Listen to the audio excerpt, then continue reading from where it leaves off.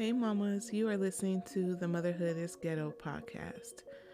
We all know motherhood can be a beautiful thing, but girl, it can also be ghetto. Join me as we discuss some of the best and worst parts of being a mom raising kids, all while trying to figure out this thing called life. This ghetto is a safe space, mamas. So, welcome to the hood.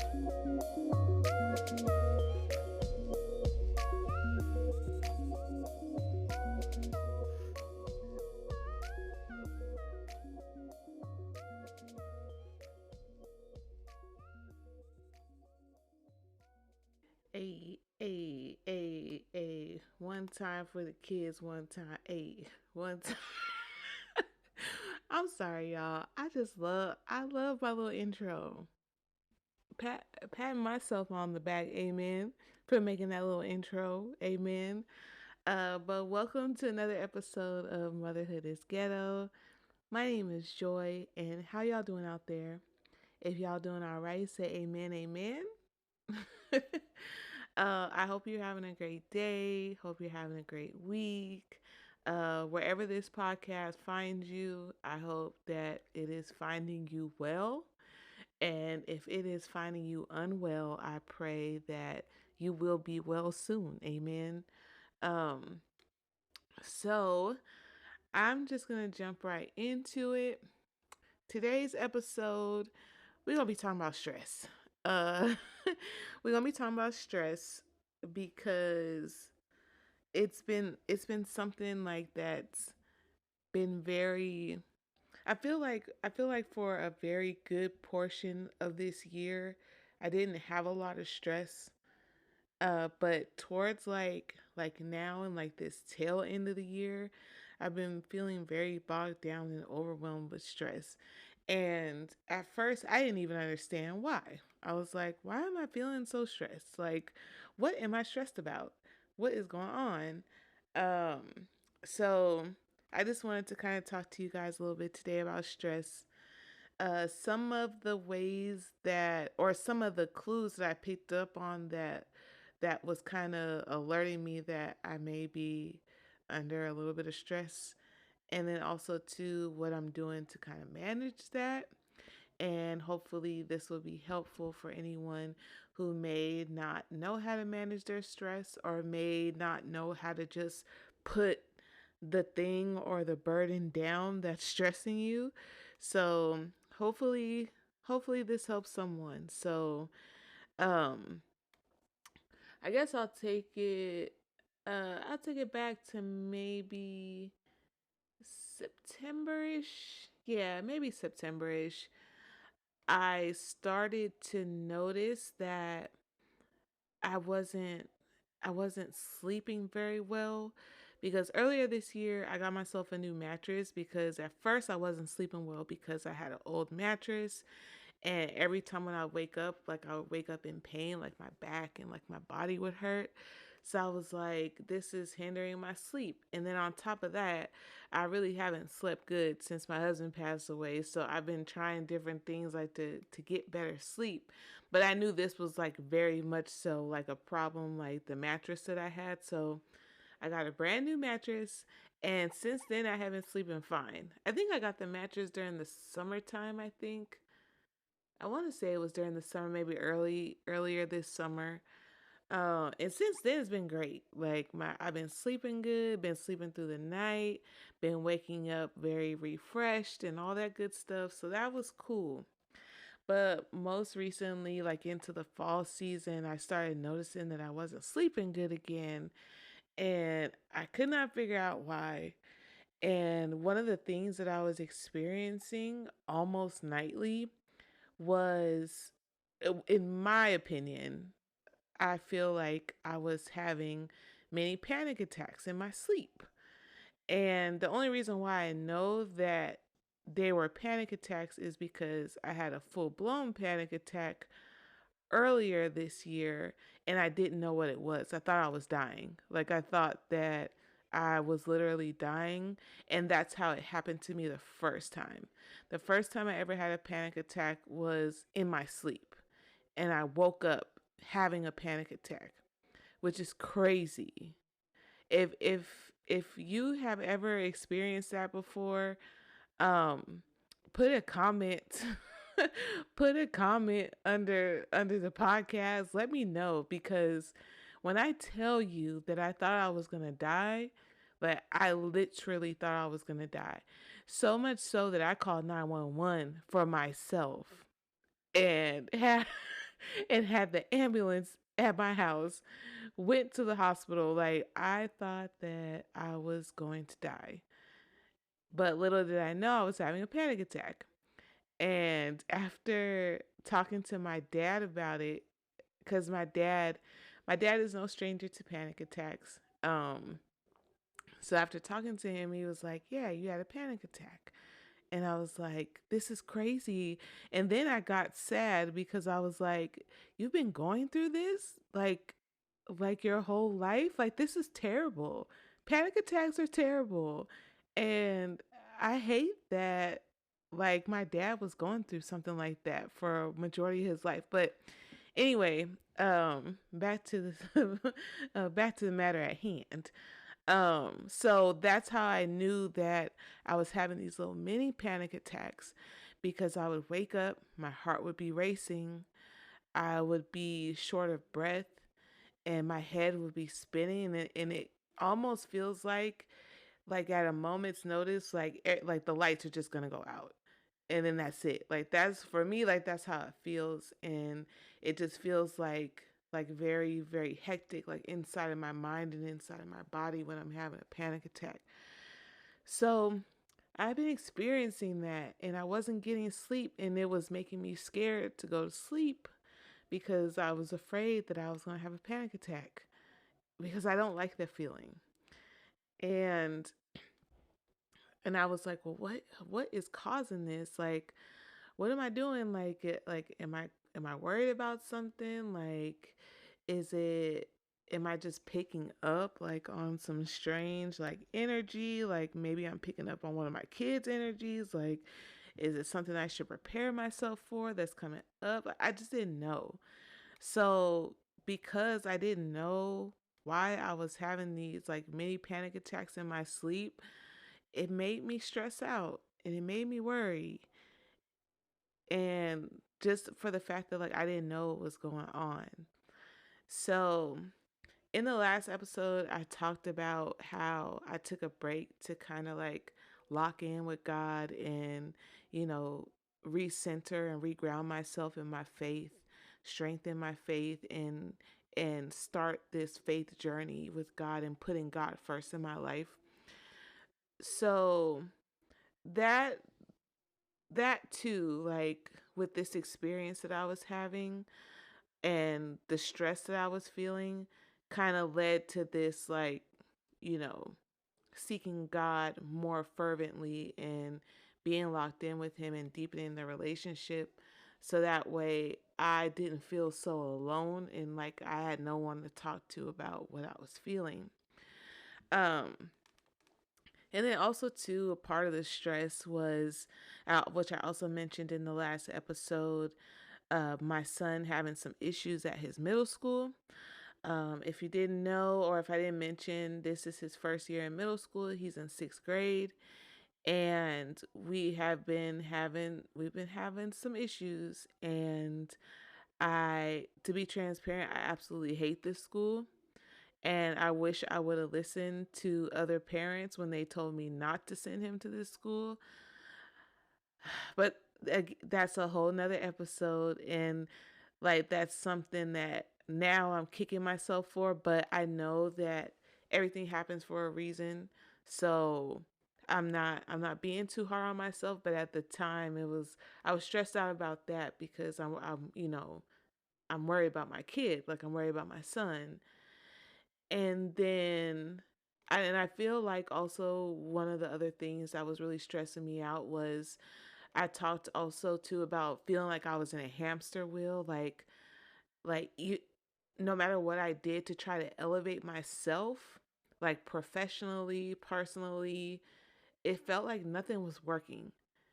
And I kept going back to like a complacent mindset where it's like, okay, well, you can just keep doing this, for the time being. Like, you'll be fine. You know, you don't need like a new position at work. You don't need any more money. Um, you don't need to research like new ways like for to market and stuff your podcast, your business. Like you're good where you're at. And once I started feeling that, that also stressed me out too. It stressed me out because I was like, why am I feeling like it's kind of like a feeling like as if you're in quicksand or you're in the mud and you're trying to walk forward, but something just keeps pulling you down. And that's how I was feeling all these months. And I wasn't motivated to record. I wasn't motivated to do anything besides what I normally would do, which is, just go through the motions, like get up, get my kids ready for school, go to work, come home, go to bed. Like I wasn't motivated to do anything.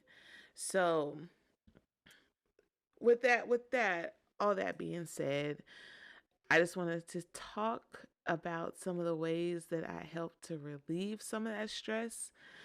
I do still feel like, of course, like I do stress out about some things because that's just a part of our human behavior. We're going to stress about things we can't control, but I do feel like some of the things that I've done within these last few months that have helped me to alleviate that stress would be really helpful for others. So if you're listening and you're looking for new ways to alleviate your stress, uh stay tuned because I'm finna share with you what I do to alleviate some of this day-to-day stress that I feel and that I feel like has helped me. I'll be honest, I do sometimes still have like mini panic attacks when I wake up. I just had one the other night, and but I feel like they're starting to get very minimal, like less and less, like in my experience in this. So so first things first is, and I'll say it again, with me doing this like faith journey and faith walk with God, it has really helped to like ease my anxieties and take that stress off of me. Just knowing that God's got me, no matter what, and that he would never put me through anything or put anything on me that would be to my detriment. Just knowing that makes me feel better because a lot of the times, you know, my mind will start to wander and then I'll start getting sad and like be in my feelings because I don't have anyone to talk to. Like I don't readily have someone to turn around and talk to. So I kind of get down about that. But as I've been going through this relationship building process with God, I've learned that I can always turn to him and I can always talk to him and he's always listening and he's always here for me. So my faith walk and my faith journey has been a pillar in making sure that I manage my stress. So that's been helpful for me. And if you're not a believer, that's okay because there are other ways that, like, if you feel like you need to talk to someone and you feel like you don't have anyone to talk to, there's therapy, there's, groups, and there's all that type of stuff. So if you're not a believer and you want other ways to like kind of like express and tell people what's going on, there's a plethora of ways you could do that. Um and then one of the other ways that I'll say that I kind of mitigate my stress is I take the saying that if you cannot control it, like if it's literally, physically, visually, mentally, like if it's all out of your control, if there's no aspect of this situation or whatever that I can control, then I have to let it go. Like I have to let it go. And I know that's hard for some people to do, but it's imperative that you do it. If it doesn't serve you, if you can't change anything like about the situation or whatever it is that you're stressing about, you have to let it go. Because if you don't, then it's going to lead to other things. It's going to lead to other problems. And we don't want that. We don't want to be out here stressed out to where it's impairing our health, it's impairing our relationships, it's impairing our friendships. Like we don't want any of that. And the relation and also to impairing the relationships that we have with our family. Because if you're stressed out all the time, then you can't be what you need to be for your family and for your children. And there's already a lot of pressures and burdens when it comes to that. And especially, me speaking from a perspective as a single mom, like it's all on me. So I have to make sure that I'm managing my stress somehow so that way I'm able to show up how I need to for my kids. And not to say that what I do completely eliminates all my stress, but it does help to alleviate it so that way I can keep moving forward, and I won't get stuck, in like a mental fog or like a mental funk or anything like that. It helps me to keep moving forward. Even if I still am in the quicksand or I'm still in the mud, at least I'm able to move forward and not get stuck. So, and then also, one of the other ways that I've recently incorporated to alleviate my stress is I've started dancing, y'all. Your girl's dancing. And I be feeling like sometimes I'm a backup dancer, which definitely not, but I definitely and shout out to my friend Jasmine. Shout out to her. I don't know if she's listening to this, but shout out to her for welcoming and opening an invitation to come out with her and go to this dance fitness class and just to like girl, shout out to you. Thank you. Because we met once at a paint and sip and then we finally got a chance to connect, and you just don't know like how much like you just being very inviting and welcoming like meant to me. So thank you for that. But I honestly when I'm there in that dance class and I'm following the dance steps and like I'm locked in, laser focused on the dancing, all my cares and worries go away. And all I care about when I'm in that class is throwing that thing, amen, and having fun. I don't worry about what I look like, who's watching me, if I'm getting the steps right. Like, I don't worry about none of that. I just leave it all on the floor. and and also too, like with me moving and getting the cardio in and stuff, it helps like to release all that tension, like all the tension that I feel like weekly, like at work, any tension that I'm feeling like from the home front, like I'm able to release it all when I'm dancing. And and it's an avenue that I haven't experienced before or explored before, but I love it. I love it. I've only been to two classes and I already love it. And I'm going to keep going every week because I love it so much. And I really think that it helps me to kind of release, because all that stuff that gets pent up inside, it has to go somewhere. Like either it's gonna stay inside and wreak havoc in your body, or you gotta have to let it out somehow. So this avenue with me dancing is a way for me like to let it all out. And I feel so good afterward, y'all. I feel so good.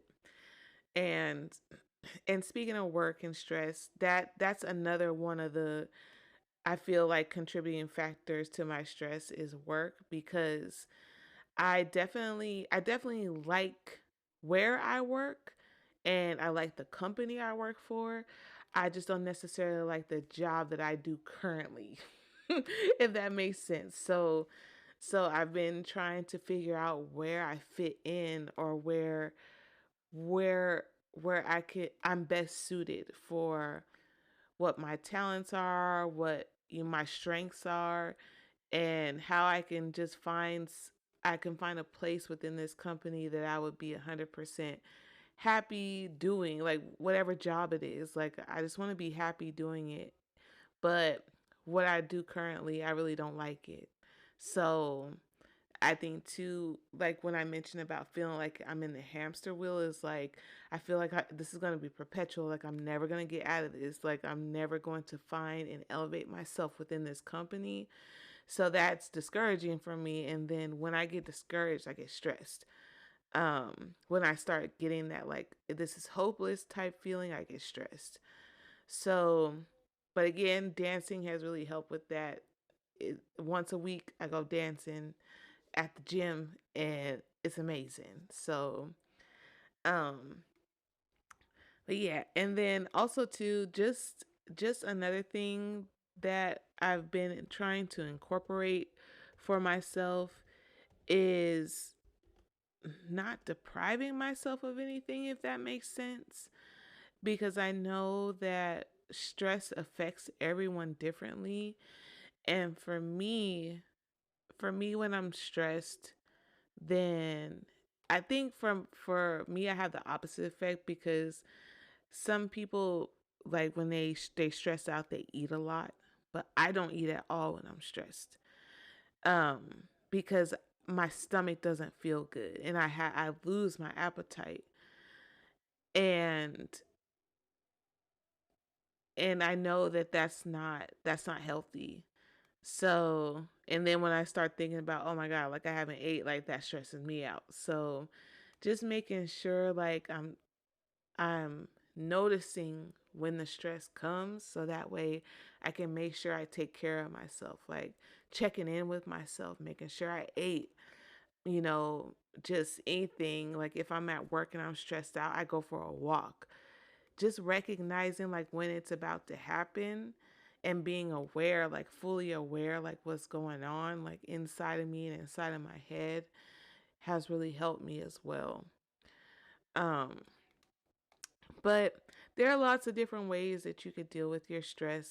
Like if you have a support group or a therapist or things that you like to do, like if you like to, if you have any talents, like if you're an artist or you like putting puzzles together, stuff like that, is really great. And if you're one of those people where you really don't have like something you like to do or something that, a hobby or something like that, then I encourage you to be open-minded and kind of explore some of those things because I never would have saw myself going to a dance class weekly, but when I saw my friend doing it, it really did look like fun.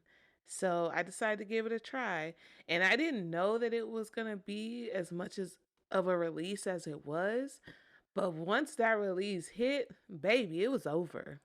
Okay? Amen. It was over. So now that's going to be a part of my routine going forward. And I still do I still do, like when I go to sleep I wonder like am I going to have a panic attack? But when I do spend time with God, I make sure like my devotional time, like the time that I spend with him, like and I spend in the word, I make sure to do that before bedtime. And that helps to what I feel like that's been a major part as to why like these panic attacks in my sleep have kind of tapered off. I feel like because like I go to bed and that's like the last thing on my mind. Like that's the last thing I do before I go to sleep is I talk to God and I'm in the word and I'm doing my Bible study and I really feel like that's helped me. Just it's just like if you if you're stressed out about something and you talk to your partner or your spouse before bed and you guys are talking and he's kind of like encouraging you, giving you a pep talk and trying to help you feel better. And if that's the last thing that happens before you go to sleep, like it helps to know that there's someone there that's listening and that can help. And that's kind of how I feel when I talk to God. So um yeah, because it's not always convenient for me to like pick up the phone and call someone. I honestly really don't like talking on the phone. I don't like talking on the phone. I only like talking on the phone to my parents. That's it. And my brothers too, but that's it. So it's not really convenient for me like to call up a friend and be like, "Hey, like I'm struggling." Like it's just not something that I do. Not that I would never, but it's I don't. So I, you know, in those quiet moments when the house is asleep and the kids are asleep, that's what I do. Like I spend time with God and, try to do my best to leave what I cannot control in his hands and ask him to take the wheel essentially because I don't have any say so over whatever this is that's going on. And and being able to manage stress is, you know, definitely like kudos to you if you're able to, but I feel like it's like a forever ongoing thing. I don't think anyone masters like the art of like not being stressed at all because there's so many things to be stressed about in life. There's so many things. And for me, my major stressors are my kids and the work that I do stresses me out, and my my health basically because I don't want to leave this place prematurely. I have goals and I have things I want to accomplish before I'm done here.